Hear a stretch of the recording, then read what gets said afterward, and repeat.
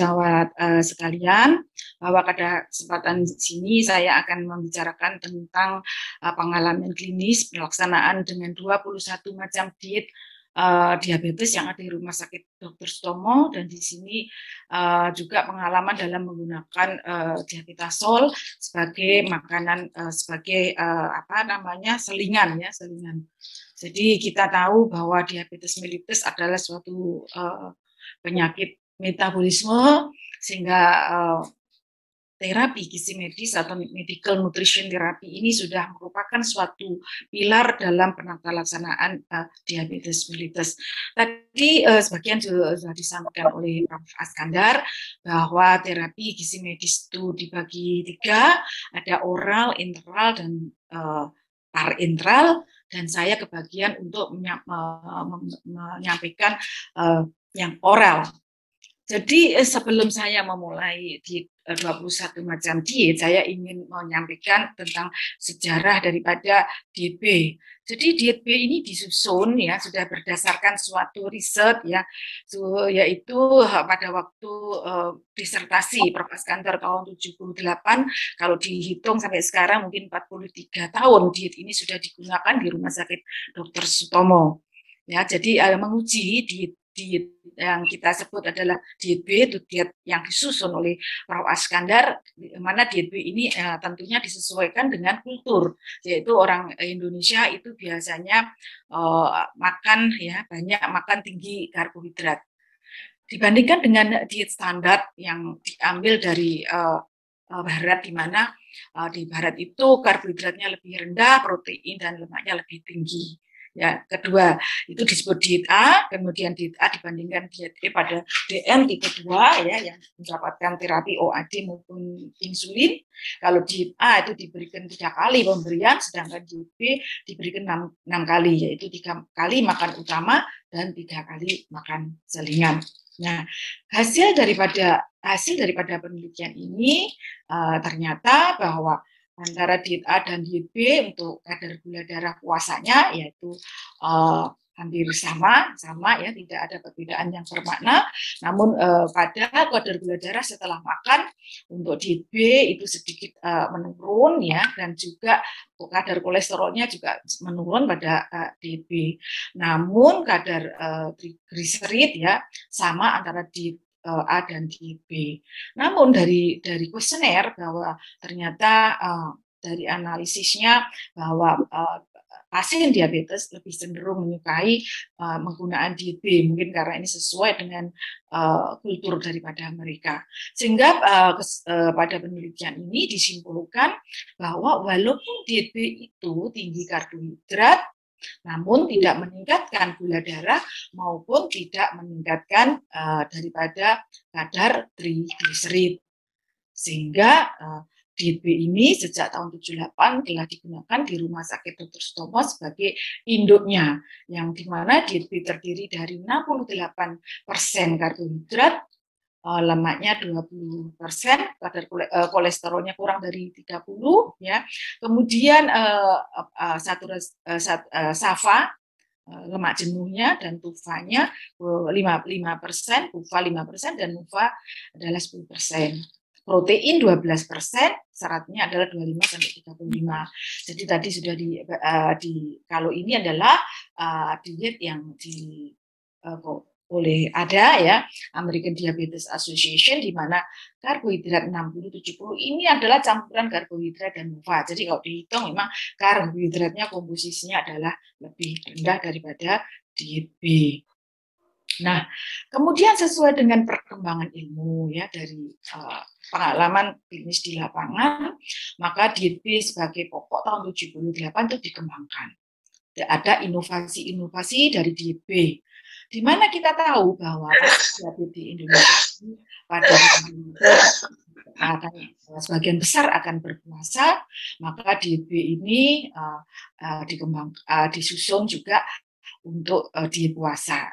Sedangkan komposisinya B puasa dan tidak puasa sama, cuma jam-jamnya atau polanya yang jadwalnya yang dirubah. Itu. Yang ini ada dengan yang terakhir, ini adalah diet 31 ya. Rumus 31, 3 kali makan utama, 1 kali makan selingan. Kemudian dengan berkembangnya waktu, dengan adanya di lapangan, ternyata ada pasien-pasien diabetes yang membutuhkan diet tinggi protein. Ya, ini diberikanlah diet B, di mana komposisinya karbohidratnya dikurangi, ditambahkan ke protein. Yang B12, yang diet B1 adalah 20% protein, lemak tetap 20, dan diet B ini juga ada di diet B1 puasa dan diet B1 dan diet B1 puasa.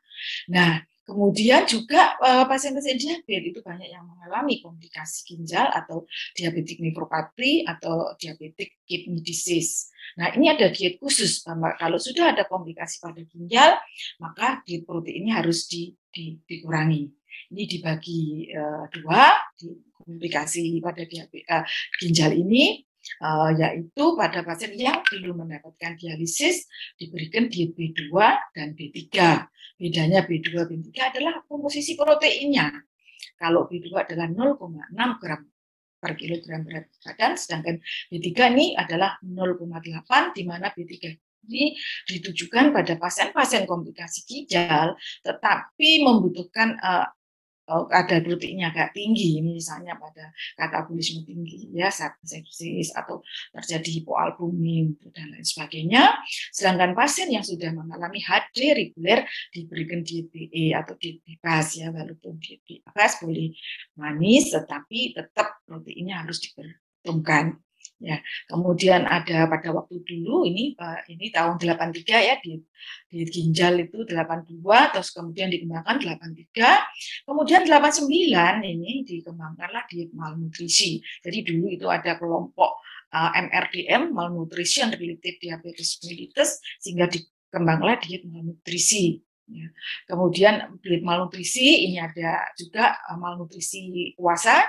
Nah, kemudian tahun 99 ya, kita tahu bahwa komplikasi pada DM itu pada umumnya adalah terjadinya suatu angiopati atau penyebabnya aterosklerosis makrovaskuler maupun mikrovaskuler.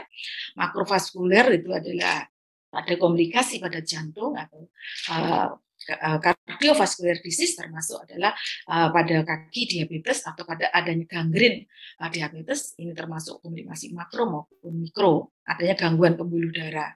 Nah, ini tentunya ada diet yang bisa membantu ya memperbaiki daripada vaskuler, yaitu dietnya ditambah dengan diet yang tinggi arginin, B6, asam folat, dan B12, di mana bahan-bahan ini adalah bahan yang bisa menurunkan kadar homocysteine ya pada pasien-pasien yang mengalami komplikasi kardiovaskuler ya. Dengan menurunnya ini akan meningkatkan NO itu sebagai vasodilator. Nah, kemudian ada diet namanya diet gula atau DLGL ya. Ini juga dalam tahun 2000 dikembangkan diet gula.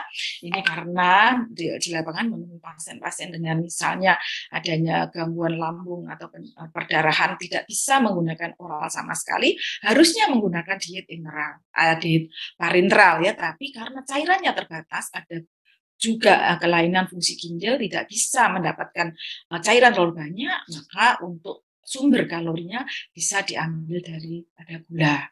Dan sering juga pasien-pasien diabetes ya ada komplikasi atau bersama dengan penyakit hipar ya, baik itu hepatitis sirusis ya, tahun 2001 maka dikembanglah diet hipar. Nah, 2004 itu berkembang diet untuk orang ibu hamil. Nah, diet ibu hamil itu dibedakan dua, yaitu pasien-pasien yang memang sebelumnya diabetes kemudian hamil, pragestasional, dan pasien-pasien yang mengalami gestasional diabetes mellitus, yaitu diabetesnya muncul pada trimester ketiga dari kehamilan. Ini dietnya adalah beda. Ya, kalau yang pregestasional menggunakan diet KV, kemudian yang gestasional menggunakan diet B1. Nah, ini saya sampaikan bagaimana tentang komposisinya. Diet B sejak tahun 78 dengan komposisi karbohidrat 68, protein 12, dan Pada waktu 20% lemak, pada waktu itu diet B ini diindikasikan pada pasien-pasien dengan sosioekonomi yang kurang ya. Dia lapar akan dietnya, kemudian sudah ada komplikasi kardiovaskuler, DM lebih 5 tahun, kolesterol tinggi, ini asumsinya berarti sudah ada gangguan vaskuler. Mana pada waktu itu diberikan diet B. Ya. Kemudian B puasa, ya puasa. Ini tadi sudah saya sampaikan ada formula 4-3. Jadi sama komposisinya, namun susunannya ada jadwalnya adalah yang berbeda. Sedangkan di tahun 80 berkembanglah di B1 komposisi ya, di B1 ini komposisi karbohidratnya dikurangi ditambahkan ke protein, di mana di B1 ini pada prinsipnya untuk pasien-pasien yang membutuhkan tinggi protein, yaitu pada anak-anak yang muda dengan diabetes, ada undernutrisi, atau ada fraktur, ada tuberkulosis, ada Graves' disease, pasien pada waktu pembedahan, dan ada keganasan, di mana pada prinsipnya membutuhkan diet tinggi protein, maka diberilah diet B1.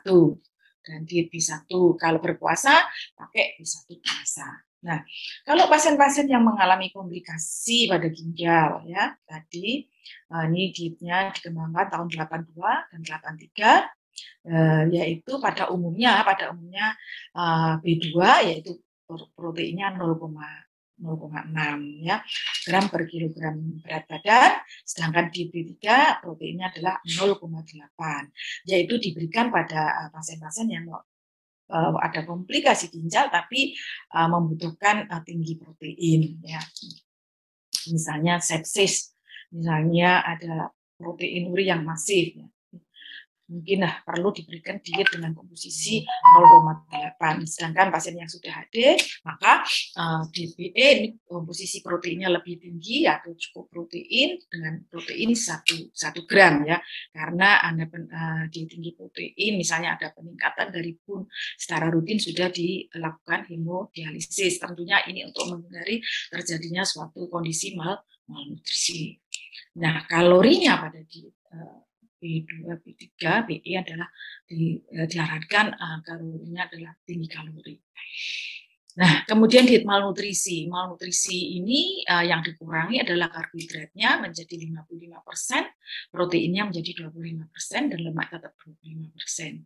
Di mana kolesterol harus kurang dari 300 dan diindikasikan pada pasien diabetes mellitus yang dikaitkan dengan adanya kondisi malnutrisi. Nah, kemudian 89 juga ada di fasting ya.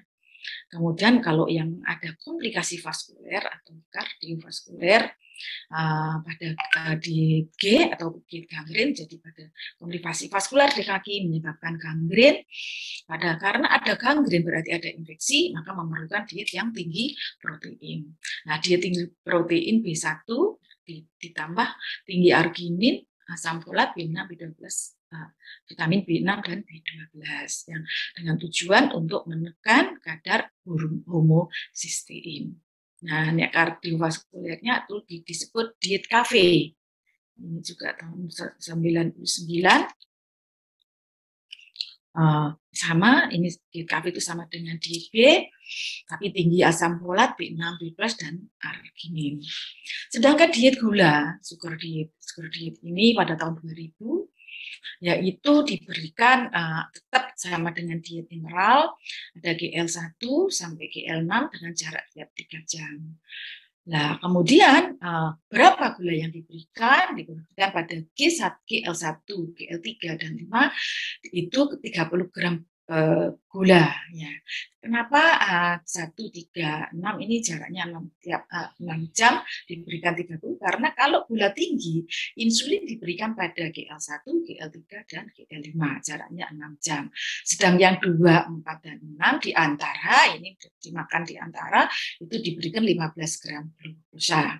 Indikasinya pada penyakit gagal ginjal berat dan adanya misalnya perdarahan, SRT, perdarahan lambung yang dimana tidak bisa menerima nutrisi enteral. Kalau di HEPAR, ini pada pasien-pasien komplikasi HEPAR, tapi belum ada komplikasi hepatik ensefalopati, dietnya itu diet HEPAR sama dengan diet G, yaitu diet tinggi protein ditambah tinggi arginin, asam folat, B6, dan B12. Nah, sekarang kita menginjak kepada diet pada ibu hamil dibagi 2 kelompok, diet KV dan diet B1, di mana ada KV T1, KV T2, T3, KL. Ini adalah 1, 2, 3 ini adalah trimester. Trimester 1, 2, 3. KL itu adalah laktasi. Sama B1, T1, B1, T2 ini sama. Di sini hitungan kalorinya adalah tinggi badan dikurangi 100 kalikan 30. Pada trimester pertama ditambah 100 kalori.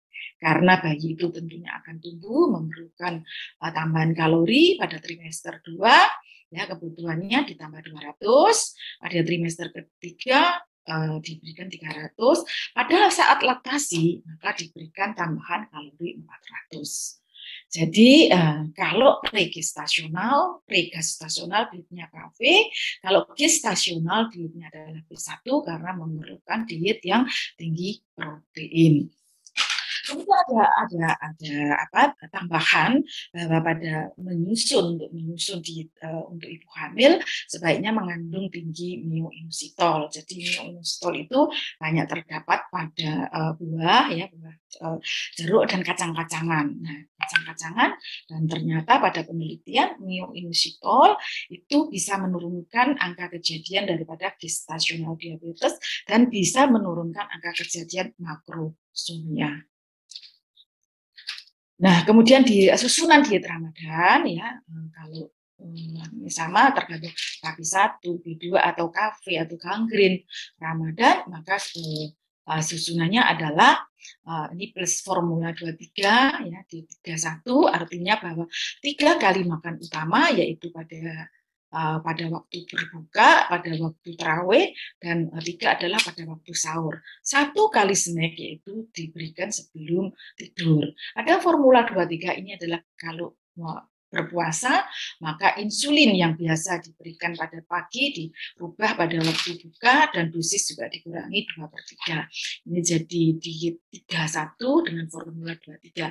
Ini artinya adalah Ramadan, 3 kali makan utama, 1 kali makan selingan, dan pemberian dosis insulin adalah 2/3-nya. Bagaimana peran diabetasol sebagai makanan selingan? Tadi sudah disampaikan juga oleh Prof. Askandar. Diabetasol adalah suatu makanan cair di mana mempunyai indeks gliksemik yang rendah karena mengandung isomaltulusa. Isomaltulusa adalah disakarida yang rumusnya hampir sama dengan sukrosa, namun penyerapannya dia akan lebih lambat dibanding dengan sukrosa. Sedangkan juga kandungan lainnya adalah inulin dan dextrin yang tadi sudah dikatakan ini kedua kandungan ini adalah termasuk juga prebiotik karena tidak dicerna di usus tetapi langsung difermentasi di usus besar sehingga hasilnya ini akan mengaktifkan ya mikrobiota yaitu kuman bifidobacillus dan lactobacillus, dan tentunya dengan meningkatnya lactobacillus ya, dan bifidobacillus itu banyak manfaat untuk kesehatan ya. Di samping itu inulin dan dextrin ini resisten dextrin ya, ini juga merupakan suatu serat sehingga menjaga rasa lebih kenyang lebih lama dan membantu enzim metabolisme daripada glukosa. Ini tadi juga sudah disampaikan oleh Prof. Akbar, namun saya ingin mengulangi dari keuntungan dari pemberian resisten dextrin, yaitu langsung ke usus halus akan meningkatkan oleh aktivitas mikrobiota, ya tentunya dia akan menghasilkan apa yang disebut dengan chain fatty acid, diantaranya adalah butirat, dan butirat ini akan menurunkan sitokin daripada inflamasi. Jadi inflamasi menurun dan juga dari aktivitas fermentasi di usus itu juga akan mengaktifkan atau menurunkan TH1 sel proinflamasi dan meningkatkan TH2. Jadi proinflamasi menurun dan terjadi peningkatan interleukin daripada 10, dan tentunya ini akan berpengaruh terjadinya perbaikan daripada resistensi insulin, stres oksidatif maupun inflamasi. Di samping itu ya dengan maltodextrin fermentasi di usus besar ini akan meningkatkan ya sekresi daripada glukos GLP, GLP-2 ya GLP-2 di mana GLP-2 ini akan menormalkan rasio antara gram negatif, gram positif yang akan menyebabkan menurunnya permeabilitas usus.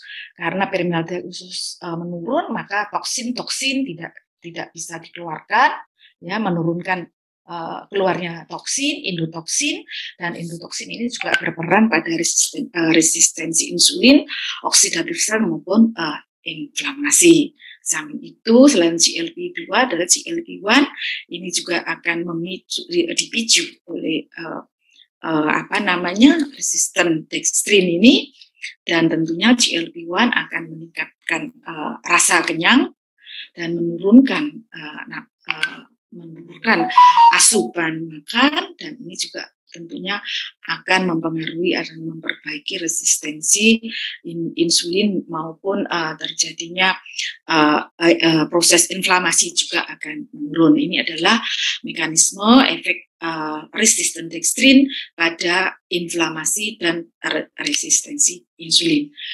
Maka oleh Dr. Eliana Fatimah Eliana itu melakukan uji coba diabetasol ini, ya tujuan dari penelitian ini adalah menentukan stabilitas kadar gula darah, tingkat kenyang, dan keamanan penggunaan diabetasol dibanding dengan makanan padat gizi yang terkontrol. Ya. Ini adalah metodenya. Pasien ini terdiri dari masing-masing kelompok 30 pasien, satu kelompok diberikan diabetasol untuk makan pagi, jadi 2 kali diabetasol, dan diabetasol pada malam sebelum tidur. Di sini polanya adalah 3 kali makan utama dan 2 kali makan selingan. Makan selingan yang terakhir ini yang diberikan diabetasol, ya. Kemudian kelompok yang kedua adalah diabetasol tetap diberikan sebelum makan tidur, tapi makan paginya diabetasol yang kedua tidak diberikan, hanya makanan selingan, dan yang makan pagi juga tidak menggunakan diabetasol tapi menggunakan makan pagi yang secara reguler. Penelitian dilakukan selama 2 hari, yaitu 24 jam pertama dan 24 jam berikutnya. Jadi yang dinilai adalah respon glukosa. Respon glukosa pada 24 jam pertama, yang hijau adalah respon daripada diabetasol, yang merah adalah makanan padat. Di sini nampak respon glukosa antara yang menggunakan diabetasol dan makanan padat hampir sama, ya, tidak secara statistik tidak berbeda bermakna. Namun pada 24 jam kedua di sini nampak respon glukosa diabetasol nampak lebih rendah, dan justru yang makanan padat terstandar, ya, itu terkontrol terstandar, itu ada peningkatan. Namun juga peningkatan ini tidak berbeda secara bermakna. Artinya dari penelitian ini bahwa penggunaan diabetasol adalah aman untuk respon terhadap gula darahnya.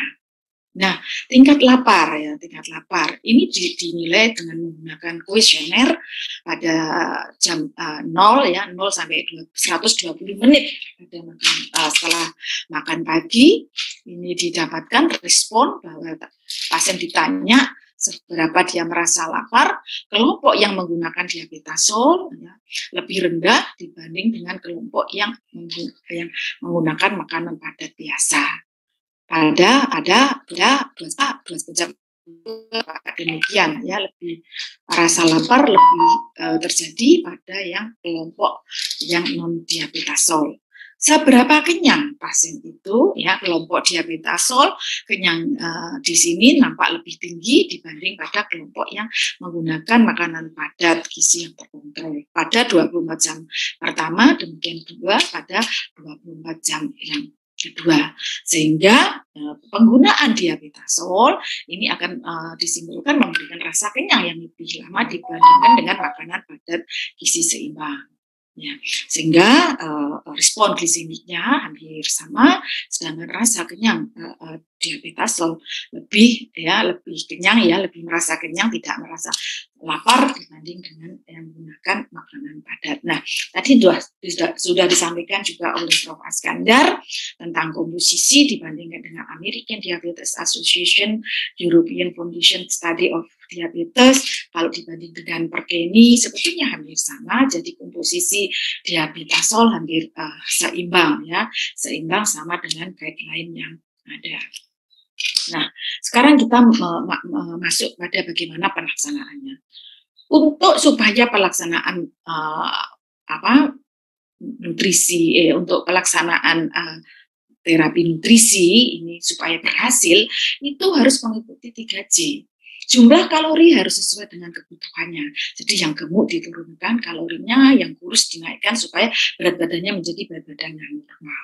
Jadwalnya juga harus teratur ya, jenisnya menghindari yang jenis yang manis, ya, terutama disarankan makanan-makanan yang mempunyai indeks glisemi yang rendah. Di sini tampak bahwa pasien dengan indeks makanan dengan indeks glisemi yang tinggi akan terjadi penyerapan gula yang lebih cepat ya, sehingga ini lebih cepat jika meningkatkan gula yang lebih cepat.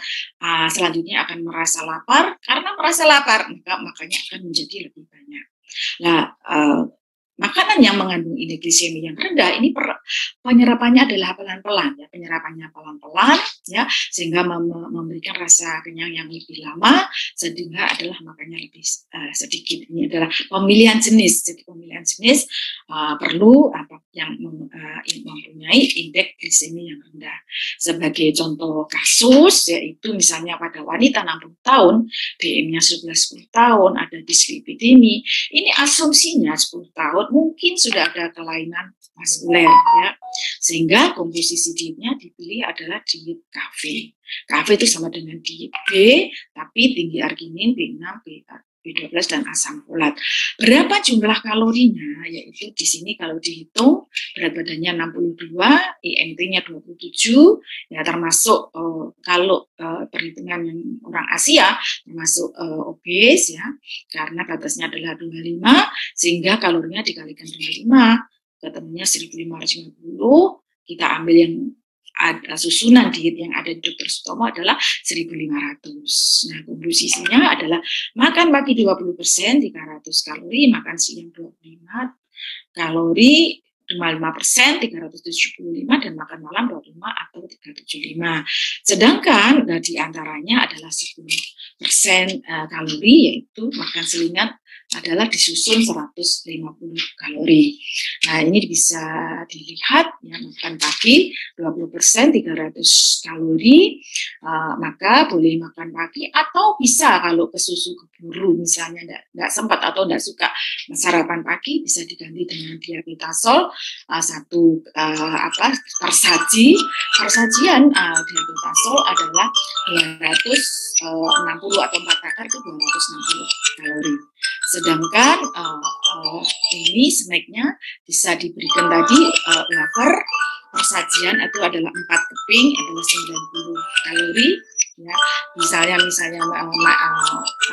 minum pagi dengan minum teh, atau bisa menggunakan sweetener diabetasol yang tidak mengandung kalori. Nah, susunan malam 150 kalori ya, untuk menghindari terjadinya hipoglikemi pada malam hari, maka pada malam hari snacknya boleh diberikan diabetasol. Karena 150 itu kalau saya ukur adalah 2,5 sendok takar, karena 4 sendok takar itu adalah 260 kalori. Nah, ini adalah susunan diet pada bulan Ramadan. Berbeda, yaitu susunannya atau persentase kalorinya. Pada buka diberikan 30 kalori, makanan utama kedua pada sholat tarawih, sebelum tidur diberikan snack 10 kalori, dan makan utama adalah ketiga pada waktu sahur adalah 25 kalori. Nah, ini juga bisa malam snacknya diberikan diabetasol. Kalau 2100 itu adalah 3,5 sendok takar. Jadi dosis daripada diabetasol disesuaikan dengan kebutuhan daripada kalori. Nah, tadi sudah disampaikan Prof. Iskandar ya bahwa pemilihan coklat ini adalah tepat untuk pasien-pasien diabetes karena coklat murni atau dark coklat ya, dari penelitian dark coklat ya, itu coklat itu mengandung flavanol di mana diantaranya adalah katekin, epikatekin, dan prosianidin. Nah, ternyata dari penelitian secara molekuler dia akan mengaktifkan, meningkatkan ekspresi daripada sinyal transduksi insulin. Jadi artinya bahwa kandungan kokoa atau itu meningkatkan, memperbaiki resistensi insulin. Jadi kita tahu dari reseptor insulin itu ada di jaringan otot sehingga dia akan meningkatkan glukos aktif di jaringan otot, di hepar ini reseptor insulin ada di sini menekan hepatic glucose production, di jaringan lemak dia akan meningkatkan oksidasi daripada lemak. Nah, karena resistensi insulin itu diperbaiki sehingga pankreas itu tidak terlalu dirangsang untuk menghasilkan insulin sehingga apoptosis daripada sel beta bisa ditekan sehingga bisa memperbaiki daripada sel beta pankreas tidak cepat menurun ya. Fungsi daripada sel beta pankreas tidak akan cepat menurun. Ini adalah pola makan dari versi daripada diabetasol di mana snacknya di sini 90% dan malam diberikan diabetasol dosis penuh 260. Dan susunan ini tentunya bisa dipahami tentunya tergantung daripada kebutuhan kalori masing-masing pasien. Kalau pola makan sehat diabetasol ini 3 kali makan utama dan 3 kali makan selingan ya. Sebagai akhir kita ulangi lagi, ini adalah 10 petunjuk hidup sehat yang tadi juga sudah disampaikan Prof. Iskandar supaya kita tetap hidup sehat atau yang sudah ada kelainan baik itu dislipidemi, obesitas maupun diabetes itu bisa mempertahankan menuju ke hidup yang sehat. Glosisar ini mempertahankan glukosa atau membatasi konsumsi gula, kemudian ada pembatasan untuk urin yaitu jas buket. Jadi pada yang hiperurisemi dibatasilah penggunaan jas buket. Di sini adalah termasuk jeroan, alkohol, sarden, burung dara, bir, unggas, kacang, kaldu, kerang dan emping. Kemudian yang tinggi lemak maka tekuk CS2 ya. Tekuk CS2 di sini adalah telur, keju, kepiting, udang, kerang, cumi, susu ya, karena tentunya ini akan menurunkan kadar kolesterol di dalam darah, kemudian obesitas ya dengan menurunkan berat badan.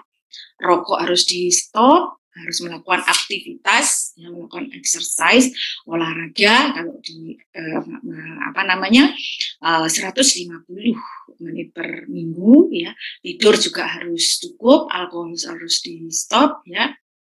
Kemudian check up secara teratur ya. Walaupun kita melakukan minum obat, walaupun kita melakukan hal-hal tersebut di atas tanpa melakukan pengecekan ya, untuk pengecekan apakah obat yang diminum sudah betul, apakah diet yang dilakukan sudah betul, ini perlu dilakukan check up setiap 3 bulan, 6 bulan ya, itu harus sebagai acuan apakah apa yang kita lakukan itu sudah berhasil. Pada pasien-pasien diabetes disarankan juga mengkonsumsi makanan yang mabuk ya, karena mabuk itu banyak mengandung kromium dan kromium itu bermanfaat untuk pasien diabetes dan metabolic syndrome. Mabuk singkatan dari merica, apel, brokoli, udang, dan kacang-kacangan.